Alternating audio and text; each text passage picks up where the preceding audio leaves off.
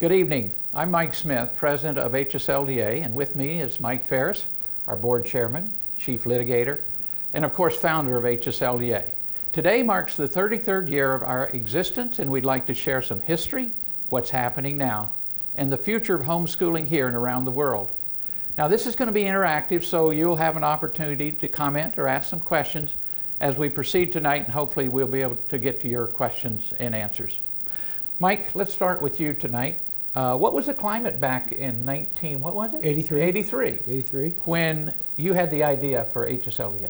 Well, our family was homeschooling in Olympia, Washington, so the climate was mostly rainy, about 55 degrees year-round. But if you ask the government officials whether it was lawful to homeschool, just about every place they would say no, homeschooling is illegal. Now, there were a few states where the written law was pretty positive, about 3 states. But in most states, the statutory law, the administrative law, was negative against homeschooling, keeping in mind, of course, that we thought that the United States Constitution, the highest law of the land, protected our rights from the very beginning. Now, you were in Washington State, correct? Right. What was the law like there? You had to be a certified teacher in order to homeschool your kids. And my wife, Vicki, had been a certified teacher, but it had lapsed. And so we hid by having a front page article in the Seattle Times in the Sunday edition on the front page. And so that was our version of hiding. I would assume you wouldn't recommend that kind of I would not have recommended that to other people. But people tended not to pick on those. Lawyers. Lawyers, especially cantankerous ones that they thought could defend themselves. Well, that was what was happening in California, as you know. It was a certified teacher requirement, and the same thing. My wife had never been certified, and I was shocked to find out when we started it actually was illegal. And of course, I took an oath to uphold all of the laws of the state of California and the Constitution. So we had to find a way, and of course the Constitution was the way. So, Mike, let's talk about some of the cases, because obviously that's what HSLDA does. Would you really tell us about some of the cases that really changed the landscape of homeschooling and parental rights early on? Sure. The DeYoung case was the pinnacle of a whole lot of fights over the teacher certification law. We had battles in Michigan, in North Dakota, and in Iowa in particular. Right. But before that, it was in a lot of states. Washington State, lots of other states had a teacher certification rule. But it was the case for Mark and Chris DeYoung in their case before the Michigan Supreme Court, where by a 4-3 vote, the court held that the combination of parents' rights and the free exercise of religion protected their right to homeschool, despite the fact that the statutes of Michigan required them to be certified teachers, the mom in particular, to be a certified teacher. Right. Now, my recollection, which is not that good, but my recollection is that was actually the first case that actually said that teacher certification was unconstitutional as applied to religious parents, or were there other cases? No, that was the first case that was successful. We won some sideways victories, like in Iowa. There was a case where we had made this argument, and I was pretty sure the Iowa Supreme Court thought we were right, but they just chose to go a procedural path and gave us a victory there in Iowa as well. But DeYoung was the pinnacle of destroying the teacher certification argument, which was one of the early first principles that we had to fight. Mike, as you know, we also had the issue of social workers and police officers early on trying to get into people's homes to try to investigate them. And we had a case in Alabama. Right. And you handled that case. I did. Tell us about that. Well, it's one of my favorite cases of all time, the Helene Richards case. The mom had been hotlined, and the allegations against the mom were that there weren't enough toys for the kids in this house, that there were roaches in the house, and I was in the house. It was a clean, neat brick home. I'm sure that a roach made a guest appearance sometime in the history of that house, but it was not roach infested by any stretch of the imagination. They alleged that the mom let her kids read books in the back of her car as she drove around town.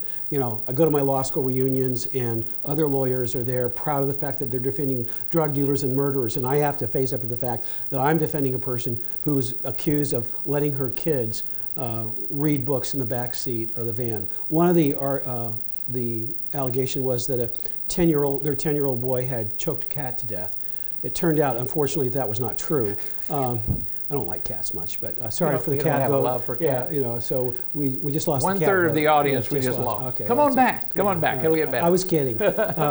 And so the case revolved around the question of whether the requirements of the Fourth Amendment were applicable to social work investigations for child abuse allegations, child neglect allegations. Now, the allegations, I think you would point out, right, were anonymous. They were anonymous, and that's the key thing. Yeah. And so an anonymous tip standing alone is probable cause of nothing. Nothing. And Exactly. and so the Alabama statute said that they could get a court order, which was the equivalent of a search warrant, right, for good cause shown. And so the question was, what did good cause shown mean? Right. And the government argued that good cause shown meant that anybody called in an allegation of any kind, anonymous or not.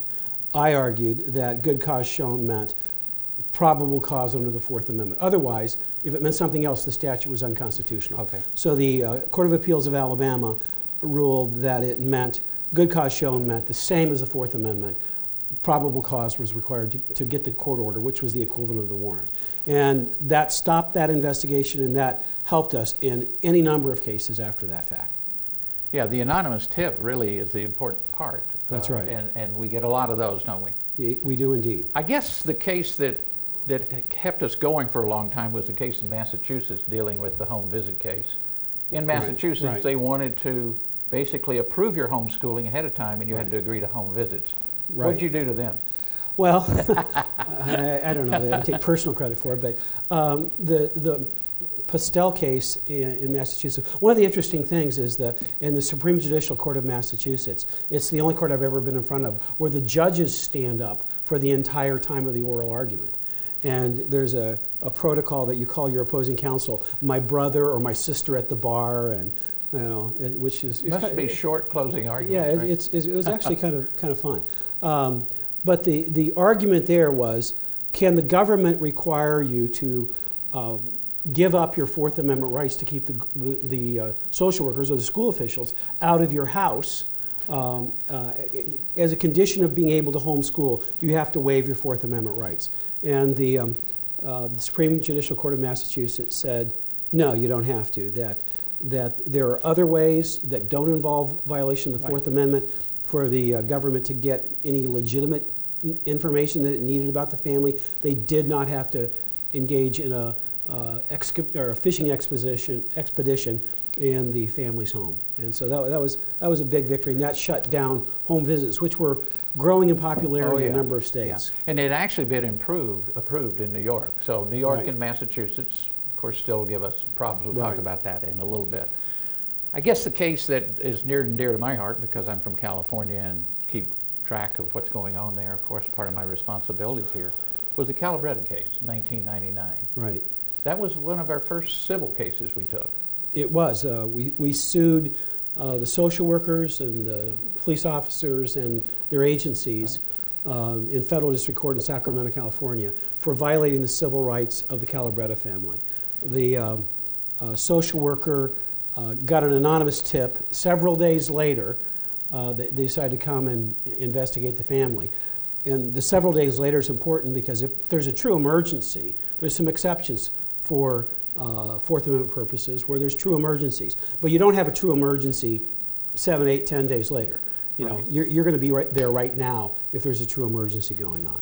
And the allegations were that an anonymous neighbor had heard a child yelling from the house or the backyard, "No, Daddy, no." Now, it could have been because he told him to go to bed. It could have been any we had no idea what that was. And the Ninth Circuit Court of Appeals, well, first of all, the federal district judge, who had been an ACLU lawyer, ruled in our favor. It was great. It was a great decision. And It's then, the Ninth Circuit, right? Well, it's the Ninth Circuit, yeah. and then in the Ninth Circuit Court of Appeals, it was a Republican appointee from Alaska, Judge Kleinfeld, that wrote the decision for the fundamental rights of the parents and said, yes, indeed, the civil rights, constitutional rights of the family had been violated. And the government had to pay them a pretty good amount of money. They did. And just last year I was at a conference in Sacramento and the Calabrettas came up and quite frankly, they were very, very pleased and still talking about it. Yeah, good. One of the highlights of their life, unfortunately, was winning that case because, as you know, they actually did a strip search. They did, yeah, indeed. Well, I guess a case that I can talk about a little bit is a case in California called Jonathan L., and that was a case that didn't involve our members. We got in on it late, as you recall, and as a matter of fact, it was the only way we got into it was another attorney got this case. This was a case involving a family who was in juvenile court, and the allegations were abuse and neglect, but a guardian ad litem was appointed for the children that ended up being child rights advocates, and they asked the judge to terminate their homeschooling. The juvenile court judge said, I can't do that. They have a constitutional right. He got it. Right. He got it right, a constitutional right, but they appealed that. And unfortunately, nobody knew about it. The family basically represented themselves, although did have an attorney, but not a homeschool attorney that understood the nuances of the California law and how to argue it. And the appellate court there in Los Angeles ruled against them. Now, here was the effect of that rule. California, probably our largest, for HSLDA, certainly our largest homeschool state, thousands and thousands of families that are homeschooling as a private school, and the court ruled that no longer was that legal. Right. I mean, that probably one day was the biggest shock we've ever had go through this office.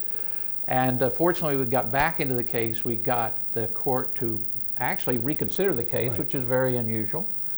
And in the process of reconsidering, we filed a brief. And one of the interesting things about the case that actually turned it was 10 years before that case in the legislature, we were working at Family Protection Ministries in California. And there was a bill that was requiring all teachers to be fingerprinted, including private school teachers. We're private school right. teachers. That's right. But we didn't want our parents to have to go down and go through fingerprints and all that. So we got the author of the bill to actually put in an amendment that said it exempted parents and guardians working primarily with their own children. In a private school. In a private school, right, obviously showing that homeschooling is private schooling and the legislature knows about it. Right. So we raised that argument plus the constitutional argument you argued. Right. And the good news was, because you actually argued the case, what happened? Well, in the oral argument, I've argued dozens of appellate cases, and I have been wrong about thinking I won, and then it turns out that I lost. But this is the first case I ever believed that I lost. It turned out the other way around, that we won. Now, why was that? What? Just, Jim Mason was there with us, Yeah. and just the reaction of the judges, the questions they asked. Were they giving you a hard time? Oh yeah, I mean, first of all, we're trying to get the same court that ruled homeschooling was illegal to reverse themselves, which is Does that almost happen much? not at all. It's very, very unusual. And one of the key factors was that trial judge, in good faith, said that the family had an absolute right to homeschool. Right. And that would mean that they could homeschool even if they were truly abusing their kids, and that's not a correct statement of the law. The correct statement is they have a fundamental right to homeschool their kids. And when I got up and argued that it was not absolute but fundamental, it did settle the court down a bit. They were a little bit surprised that the guy from Homeschool Legal Defense Association understood that nuance, and it took them away from there's no rights to say, okay, he's making a correct legal argument, and based on California Supreme Court decisions, the court ruled in our favor. U.S. Supreme Court decisions were against us at that point in time. Right. But they used California Supreme Court decisions, and lo and behold, to my great shock and surprise, we won. I think we'd have to call that a miracle in a way. It was a miracle. I mean, Ken Johnson, who's a former 30-year judge in Indiana, is on our board. Right. He said at the time, that just doesn't happen. The complete reversal by the same court just doesn't happen. Well, I tell you, it relieved a lot of people in California. And I think you recall we did this petition drive because Dr. Dobson called us and he wanted to be able to do something and bombard the court, which we can't do. Right. I mean, we don't do that. So we had to shut it off at 250,000 people that actually signed a petition on our website. Well, Mike, we've been talking about the state interfering with parents' fundamental right to direct the education of their children. Internationally, we just handled a case here a couple of years ago, the Romeike, and we've been involved in Germany. They were Germans. We didn't win that case, but we What happened in that? Well, we got a good outcome at the end, but Yeah. it was not because we won in court. No. The Romica family came to the United States and applied for political asylum because Germany bans homeschooling entirely. And their goal for banning homeschooling is to do away with philosophical minorities. They call them parallel societies. So people who don't agree with the government's philosophy, which is just absolutely contrary to the basic principles of international human rights law that Germany signed up for with the European Covenant on Human Rights. And so we argued all that to the American asylum courts. One of our former interns, who's an immigration lawyer, Will Umbo, argued Right. that, and he won the case. The first judge ruled in our favor. Then it was appealed to an administrative court and by the Clinton administration and the Obama administration. Right. I apologize. And the Obama administration won the appeal in the administrative court, and then we appealed it to the Sixth Circuit Court of Appeals, and the Obama administration won again. We applied to the Supreme Court for review, and they gave some interest, showed some interest. They Right. forced the government to file a reply brief, which only happens in about 11% of the cases. And so that was a really good sign, and then we were delayed. It was another good sign. But at the end, they didn't take the case, and we were devastated. Yeah. And the next day, though, the Obama administration basically gave the family an administrative variance to allow them to stay in the country as long as they don't commit any crimes. And the chances of that family committing crimes are less than me committing crimes. Right. They're an extremely upright family. And so that's one of the more recent things. Okay, we've talked about the state's Yeah. interaction with homeschoolers. We've talked internationally, cases in Germany that we've Right. handled, actually the Romica case. What about Congress? What about the federal government? Have they given us reason and pause to be concerned about interfering with homeschooling rights in the past, and what does the future look like? Well, the future, which we'll get to in just a second, looks very ominous, actually, Okay. to tell you the truth. But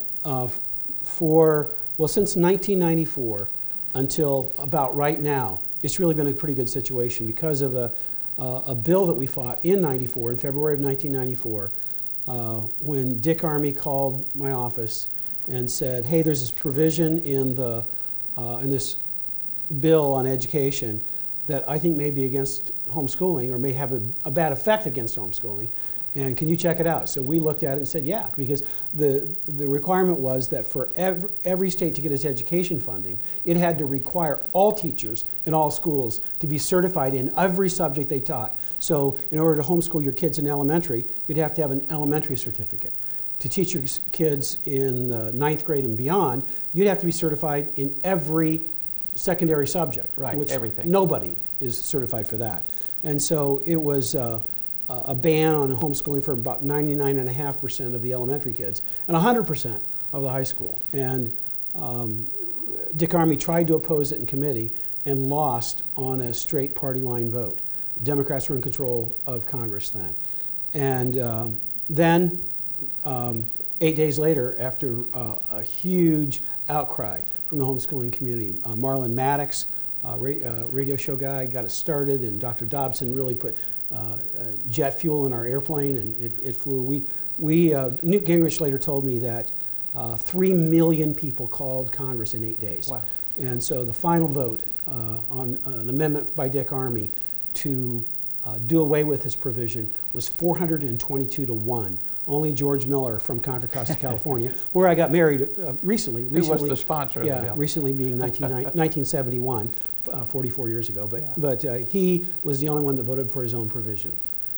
So I would have to say, being involved in that's probably the high water mark of grassroots lobbying in America. It is. I mean, to this, for a long, long time on Capitol Hill, people would call us wanting to tie homeschooling to any bill of any kind because they knew that we had a tremendous appetite for getting people to call Congress on things that affected homeschooling. So, the homeschooling and highway construction bill didn't work too well for them to, we'd say, no, we don't, that doesn't work. Well, All right. it was called H.R. 6. That's right. 1994 or 93. As a matter of fact, you had just come back from running for lieutenant governor. Right. In 94, I ran for lieutenant governor of Virginia. Right. Okay. All right. What about the future?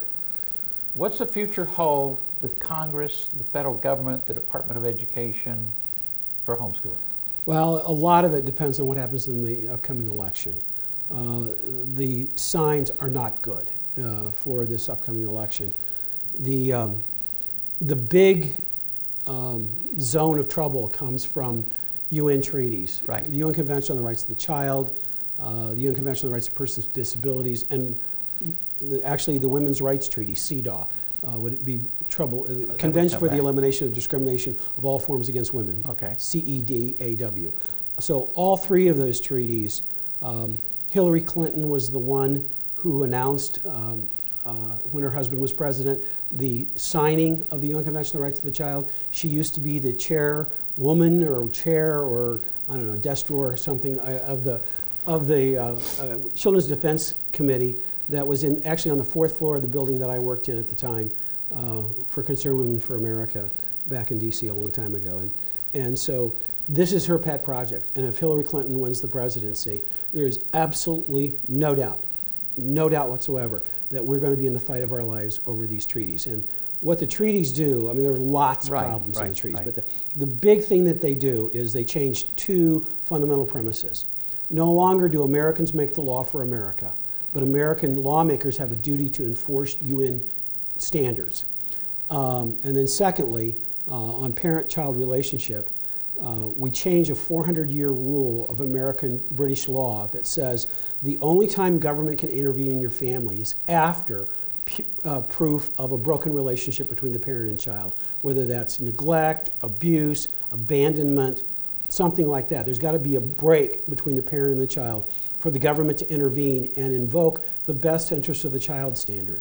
People, when they just hear this, the standard, best interest of the child, they think it's asking the question, what's best for the child? That's not what it's asking. It's asking who decides what's best for the child.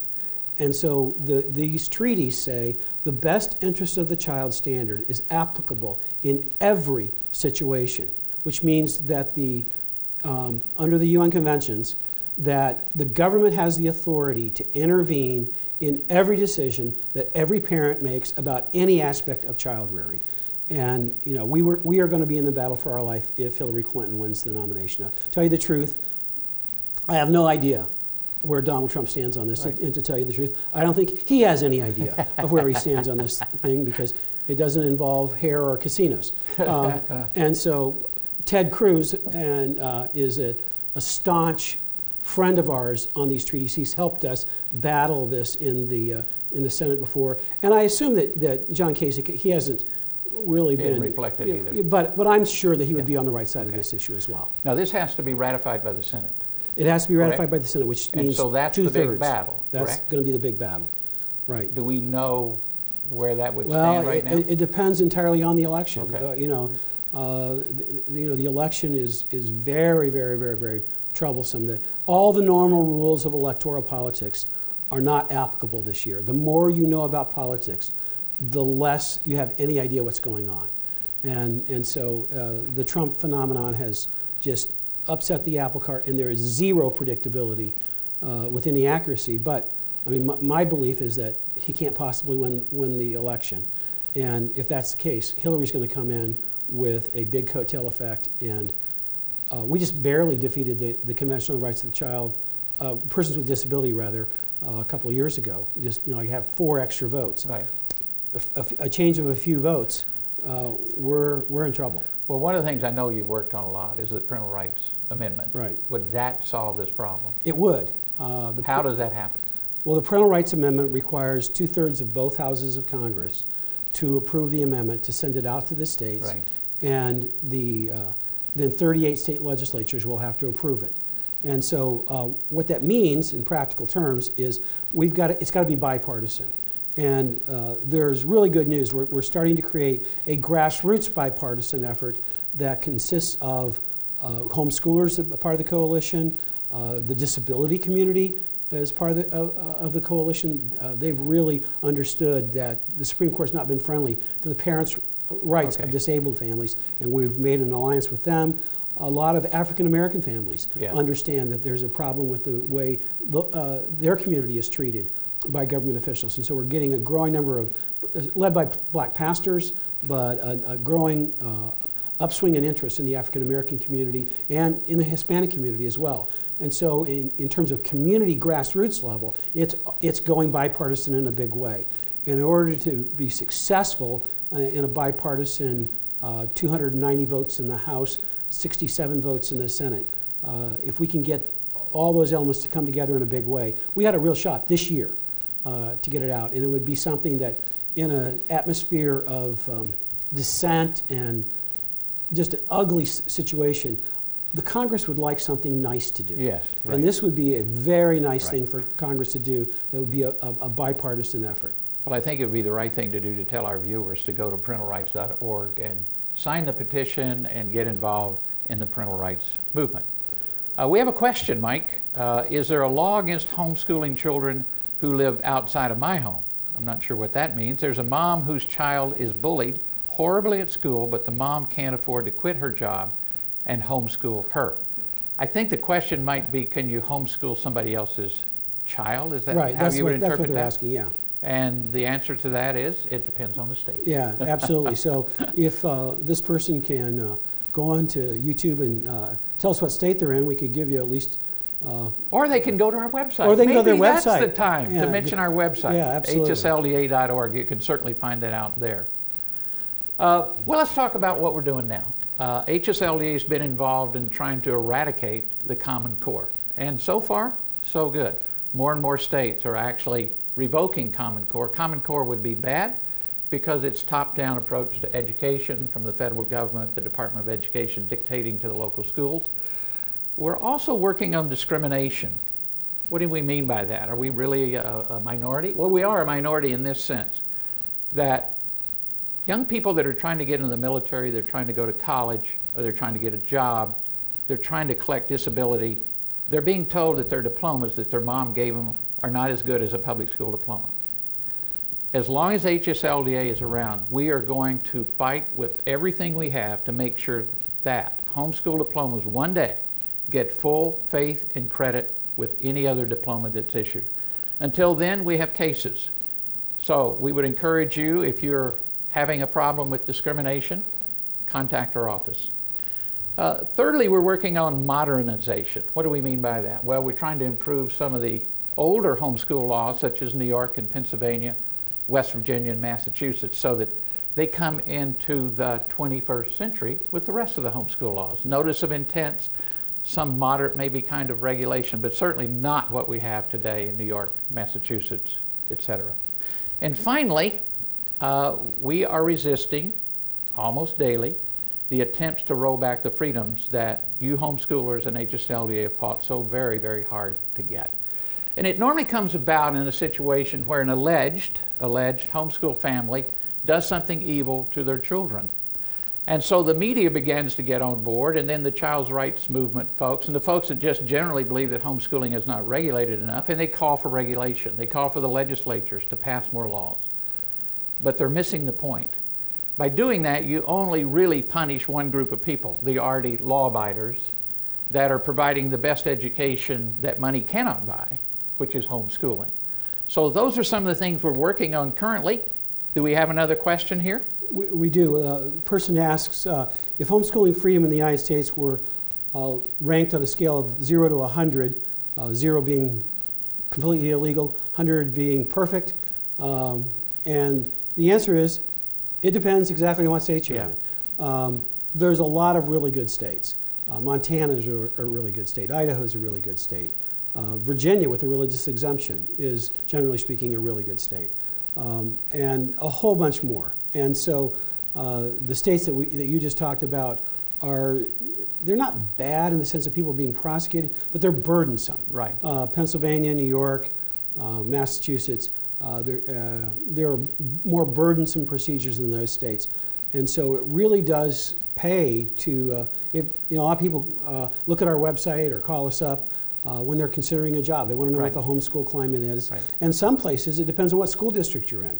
In Virginia, for example, if you're in Loudoun County, where we live, it's terrific. I mean, you couldn't ask for anything better than Loudoun County, Virginia. Would we invite everybody to come to No, Virginia? because it's too crowded. I don't want them to, you know. But if they want to live in Berryville, that's okay. There you go. Yeah, but they still get the religious exemption. Yeah, they would. What other state has that? Nobody. Nobody. It's great. And so but there are some really good states. Now I've been in Idaho recently, and Idaho has great homeschool policy, and they also have a very wise, I think almost even godly standard. The speed limit is 80 miles an hour. Oh, and okay. So That would certainly help me. That's terrific. So, Okay. I think we've talked about a lot of issues tonight that people are interested in, but I know one of them they're interested in. Why did you and Vicki start homeschooling? well, you know, it's kind of strange. My dad was a public school principal, Yeah. Elementary principal. Vicki was being trained when we were going to, we were dating, and then after we got married, she was being trained to be a public school teacher. I was being trained to be a lawyer for school districts. My dad wanted me to be a lawyer for school districts to battle the ACLU. I mean, he was conservative, Christian, you know. His philosophy was basically on the right side. But by the time I got pretty deep into the law school arena, it was pretty obvious that most of the public education establishment, they're good people here and there and everywhere, but the establishment taken as a whole was basically on the same philosophical page as the ACLU. And so because of the orientation, that made it more and more clear to me that for our kids, we needed to give them a Christian education. So we started off with our daughter, Christy, in a Christian school in kindergarten and first grade. And toward the end of first grade, we were concerned about what was happening with Christy. Long and short of it is that she was paying way too much attention to what her fellow 6-year-olds thought about life than what Vicki and I thought about life. And we just had the audacity to believe that we were smarter than 6-year-olds. And so when we heard about homeschooling from Dr. Raymond Moore, I met him in person through the LaHaye's, who I worked for, and Vicki heard him on Focus on the Family with Dr. Dobson. And so she was actually praying, trying to get the courage to break this idea to me. And I came home from this trip with the LaHaye's where I met Dr. Moore and said, here's what we got to do. We got to homeschool. And it was like an answer to prayer for her. And so when our oldest daughter, Christy, was in the second grade, we started homeschooling, and that was in the September of 1982. And we just finished our 33rd year of homeschooling a few months ago in May. Wow. When Vicki finished homeschooling our 10th child, Peter, and who's now a freshman at Patrick Henry College. I don't think it happened, but I remember predicting that if you kept going, Vicki would be teaching her children at home and drawing Social Security at the same time. Well, she was eligible. she chose to defer the Defer a little bit? Yeah, I mean, but I'd yeah, recommend against that. Yeah, Just get it when you can. Well, she was past 62 when she was homeschooling Peter. So, Well, Mike, what are the primary benefits of homeschooling? Well, for our family. Yeah, for your your family, the primary benefits were that we were able to systematically communicate our worldview to our kids. First and foremost, that's our Christian faith. Okay.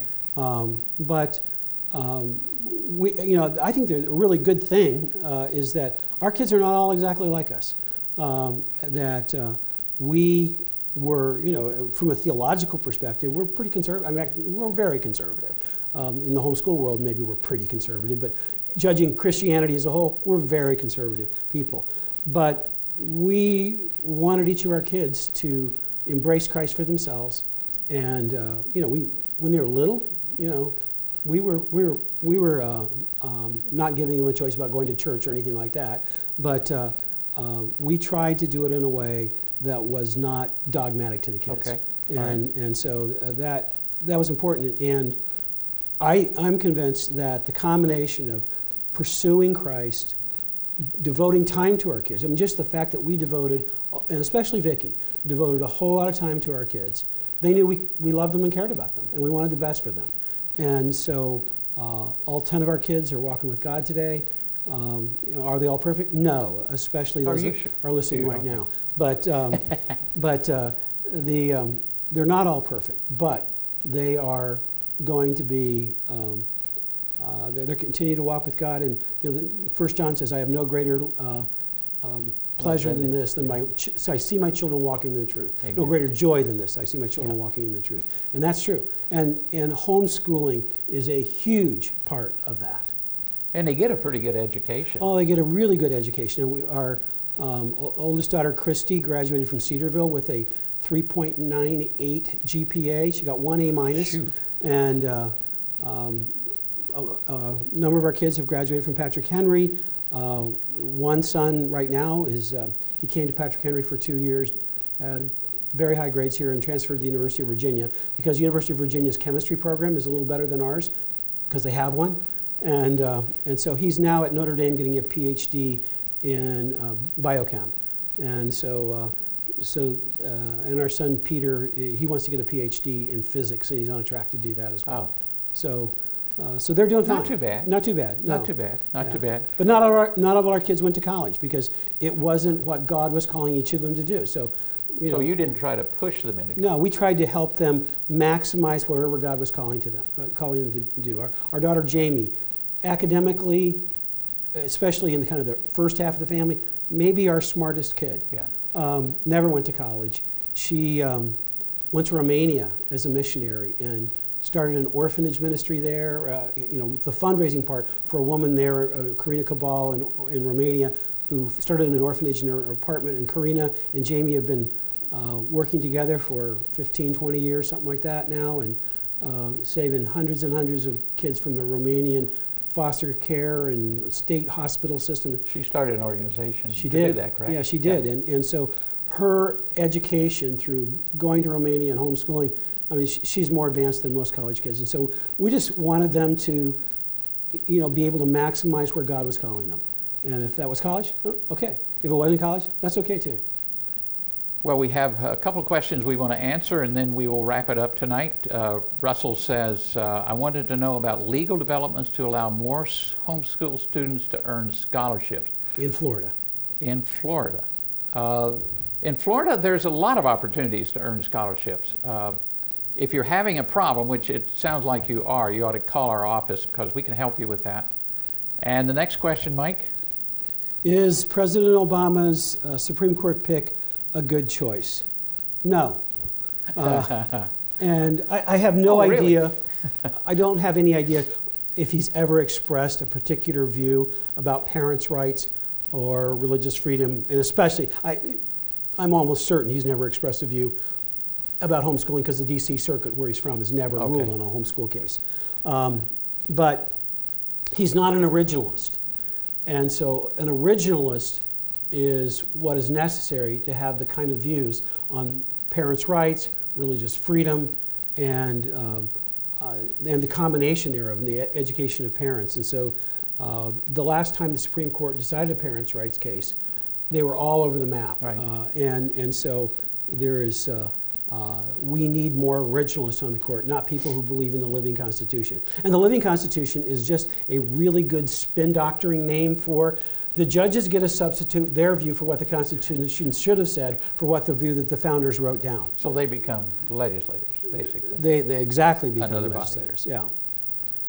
Could you speak to how public charter schools can threaten freedom of traditional private schools? Well, let me first of all say that the charter school movement in and of itself is not a bad movement because the idea behind it is to move more children out of public school and give parents more choices. So we believe in freedom and freedom of choice. So if you're making a choice to move from a public school into a charter school, that's a good choice. If you're making a choice as a private homeschooler to move into a charter school, whether it be a virtual charter school or what, that's a move back in the different direction. And that can involve regulation, and it will. And especially if you're a Christian family or a religious family, because you will not be able to legally teach your faith as Mike did, and that was important to him. A lot of families that is, so you need to know that. Will Common Core affect curriculum homeschoolers use, and will need a convert to Common Core curriculum to get into college?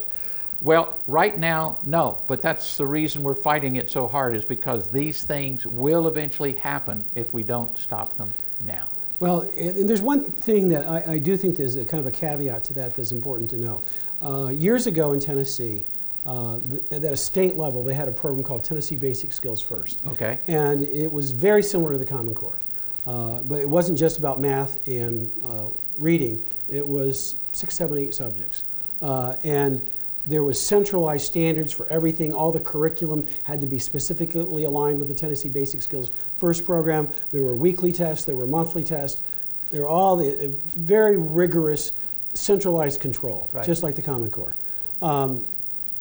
After that had been in place for a couple of years, where originally it was only public schools. Right, right. And, it's not a good idea, but it was only public schools, right. Okay.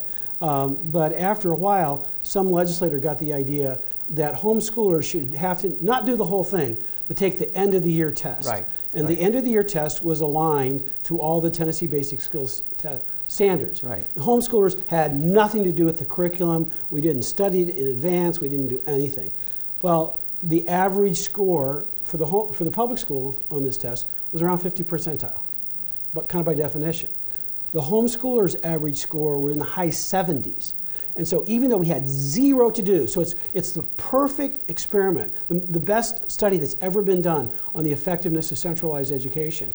Homeschoolers with zero centralization took the test for this highly centralized program and beat the public school so badly after a couple of years, the Tennessee legislature repealed the requirement that homeschoolers take this test because they were so embarrassed by the outcomes. And so in some sense, it could lead there, for sure. Even if it did, you're saying it will. Don't worry about it. Teach whatever you want to teach, okay. and you're going to blow the top off the test. Don't align your curriculum right. with Common Core. Exactly. Teach what you believe in, just any good curriculum, and I don't worry about anybody's ability to blow the top off the SAT or the ACT. They're going to get the answer right far more often than the people who've been put through all this centralized nonsense. Mike, we've kind of scripted you tonight. What would you like to say? What's on your heart? Oh boy. I'm grateful at this moment that the Lord gave me the energy to do this. Isn't this good? Because You've been sick today. I was sick today, and I feel really pretty good right now. You're kind of fired up here. I feel really pretty good right at this moment. And so the Lord, and I think that that's really key to our whole experience over 33 years, is that we have been, not just you and me, although we've been at it all this time, right. But it's not just you and me. We've got a whole team. We've got state leaders in every state, some that were there with us in the early days, some that are still there now, but they're new state leaders, obviously, right. Local support group leaders, rank and file homeschool moms and dads all over the country, friendly legislators. There's a whole group of people that God has used to really do miraculous things. And I've been involved in political issues for about 40 years. And the only arena of American politics where things have gotten better in that period of time, it's not abortion, it's not religious freedom in a general sense, it's not gay rights issues, it's not pornography issues. The only thing that has materially gotten better in the last 40 years is the right of parents to direct the upbringing and education of their children. And so I could tell stories that would take another time as long as we've done tonight to tell you how the hand of God has manifested itself time and time again. Maybe we ought to do one of those. Just one of those stories? Okay, I'll tell you Robin Deagle, one of my favorites. It was a trial in Ohio many years ago.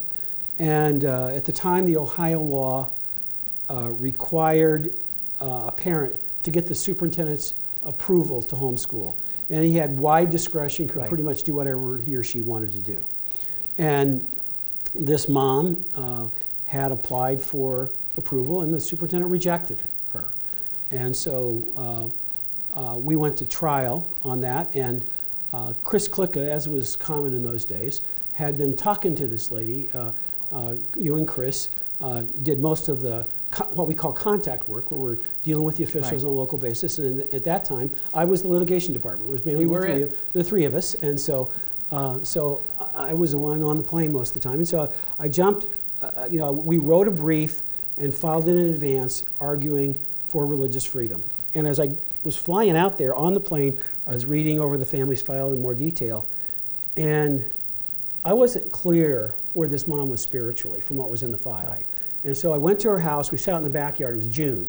It was an absolutely gorgeous June day in the Ohio Valley. I mean, there's some really pretty places in Ohio. And so this is one of them. And so I was sitting out at her picnic table in her backyard, and I was getting her ready for trial. And it came time to prepare her for the religious freedom part of it. And so I started asking her spiritual questions.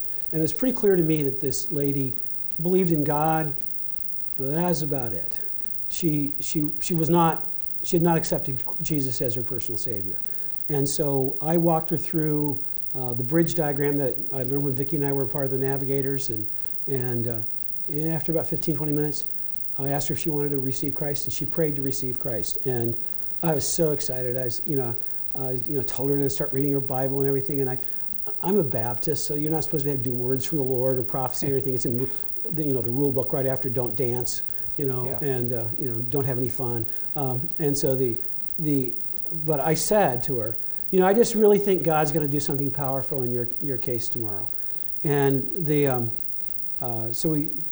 case came that the next morning we went to court, and the judge called the lawyers back into chambers, and that's not unusual to talk to the lawyers ahead of time. And he said, Mr. Farris, I've read your brief. It's a pretty good brief.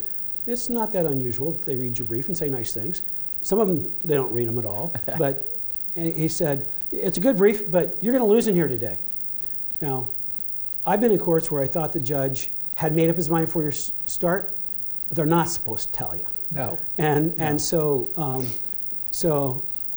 at that moment, you probably know what Bible verse came into my mind is the passage in Deuteronomy where it says, if a prophet says, thus saith the Lord, and it doesn't come to pass, you're supposed to stone the false prophet to death.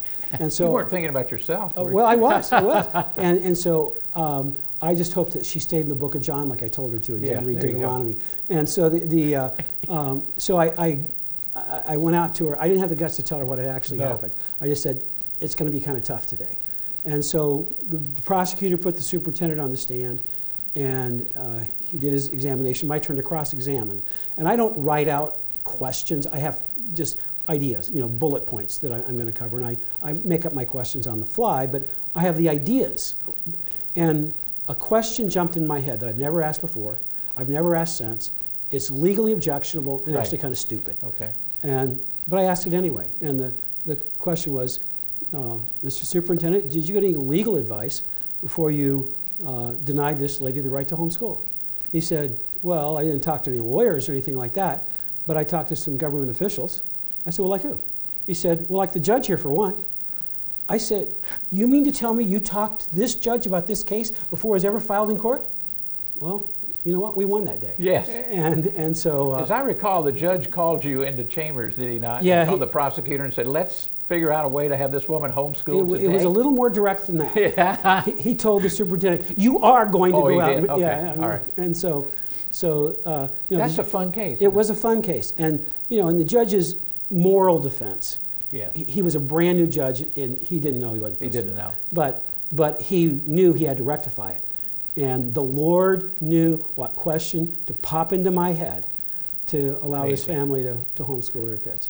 Well, we could tell a lot of stories about that tonight, but let's end by saying thanks for joining us tonight. We really appreciate you being with us. And for those of you out there that are members of HSLDA, thanks for your partnership, because quite frankly, without your support, we wouldn't be here.